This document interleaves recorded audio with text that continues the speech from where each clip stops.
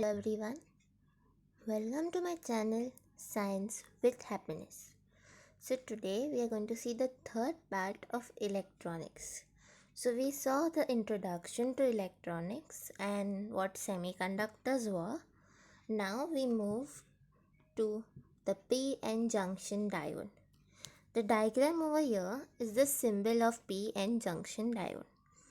The triangle symbolizes the P part, that is the positive part, and the line is the negative part, which is the anode.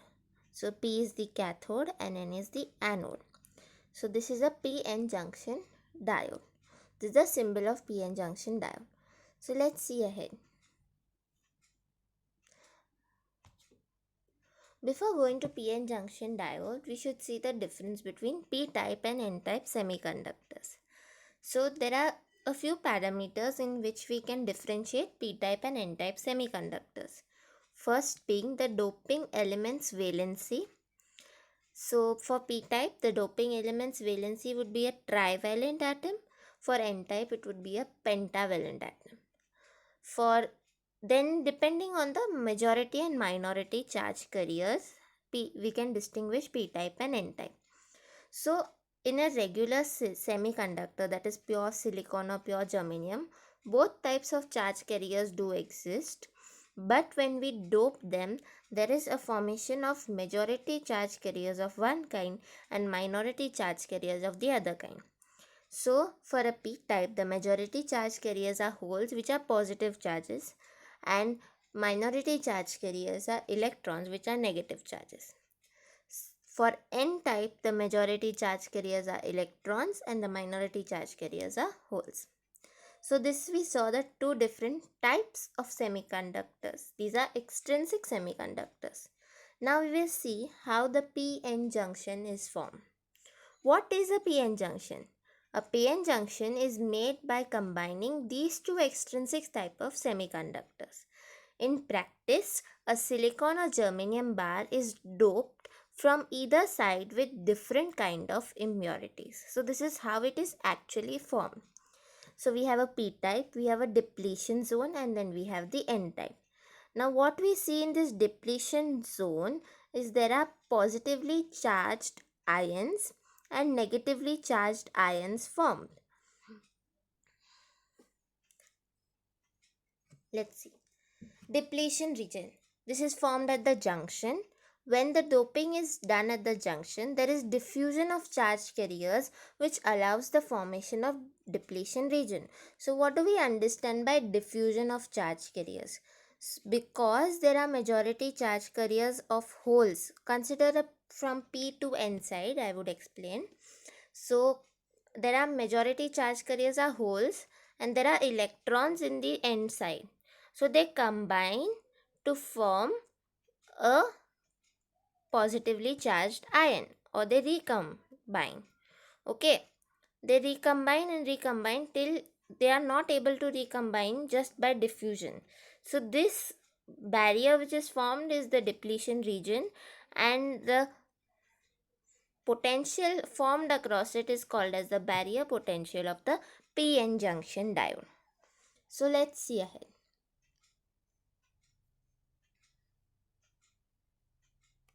Okay, so this diagram over here has basically a p dope site and n dope site. A depletion region is also called as space charge region because there is a charge density in this region, or there is charge present in this region, and this delta V which we see on the top of the first diagram is the barrier potential. Now the direction of the electric field is dependent is in this direction, is in the negative x direction, because always electric lines go into the electrons and come out. So electrons are flowing from N to P. Okay, although the conventional current is from P to N, electrons are flowing from N to P. So the P doped side has the electric field is that in that direction. Okay, So this is basically the first graph is of carrier concentration in logarithmic form to the distance between them. So as we see this red line, it stands for the holes. So there are more holes in the p-type region and they are less in the n-type region. So it is easy for them to slide down, like from holes to go from n p to n, it is easy, and for electrons to go from n to p, it is much easier because they are going down slide, they are not climbing up. So this is how the p-n junction diode works. The second slide is the second graph actually is of charge density versus the distance. So as there is a neutral region in p type and n type, pure p type, pure n type region, not in the depletion region. In depletion region there is a charge density, and this charge density attributes to electric field and electric potential forming in that region. So these are the electric fields contributed and this is the electric potential respectively. So let's move ahead.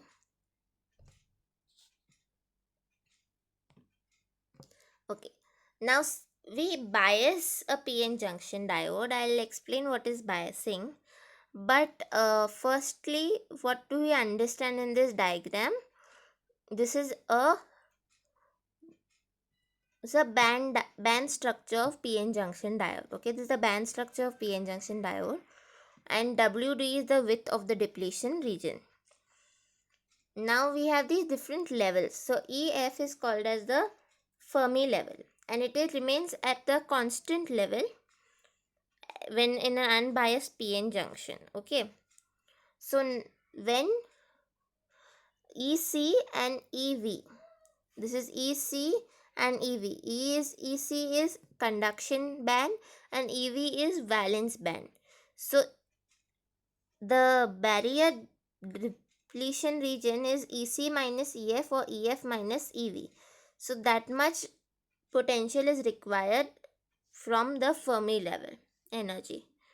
Now what happens when we forward bias it? So I'll explain what is forward biasing, reverse biasing. But when we forward bias it, this depletion region gets narrowed down and this EFN and EFP are formed. That is, two different Fermi levels are formed which contribute to the current. It becomes easy. As you can see, the slope of the drop is decreasing. So like P type is more. Now see, EV in the P type is higher. That is, the valence band is more towards the Fermi level, and EC in the N type is more towards the Fermi level. So this is a characteristic of the PN junction under zero bias. Now PN junction under forward bias, I'll come back to it. Just let me explain the diag circuit, how we use. Okay, so in the following circuit we can see a potential, a battery, a voltmeter, an ammeter, a resistor. Just for safety purpose we use resistor in a practical circuit, and a diode. Now what we will measure is, we will measure the current and we will measure the voltage. The IV characteristics of the diode and reverse bias and forward bias I'll explain. So as you can see, the positive is connected to the P side is forward bias.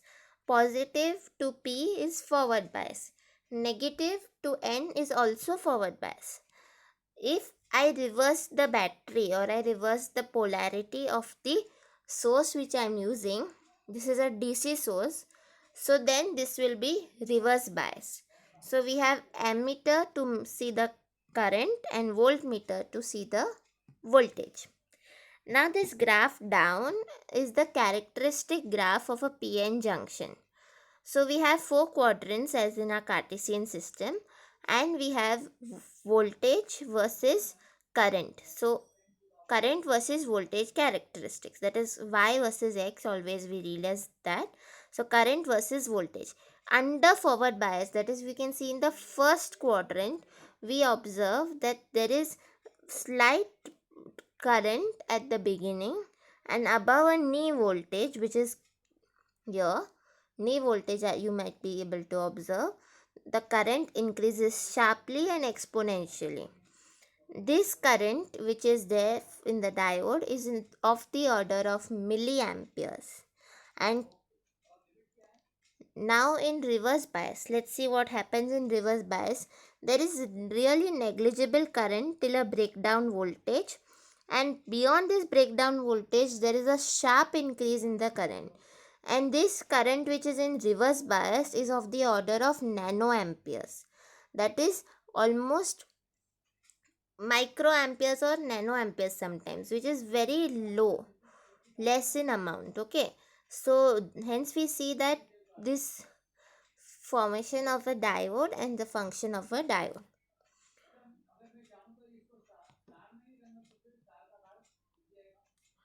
Now we have applications. So applications of this diode is used as switching device as it follows the current in one direction. It is also used in rectifier circuits. So the diode equation, and uh, there's a diode equation which explains this, that is I is equal to I naught e raised to Vf minus Vf by eta k t. So this diode equation explains the exponential behavior of the current versus voltage characteristics. And yes, this is the PN junction diode in forward bias. So since we forward biased it, in simple terms, the barrier width decreases and decreases until we get a flow of current. What would happen in reverse bias is this barrier or this space charge region would keep on increasing and increasing. So is it, there'll come a time when it will occupy the whole bar or the whole size of the diode, and the diode will be not functional anymore. So this is called as breakdown of the diode. So I hope you have understood. If you have any queries regarding diodes, please do ask in the comment section. I'm And also please like, comment, subscribe to the channel. Thank you. Have a nice day.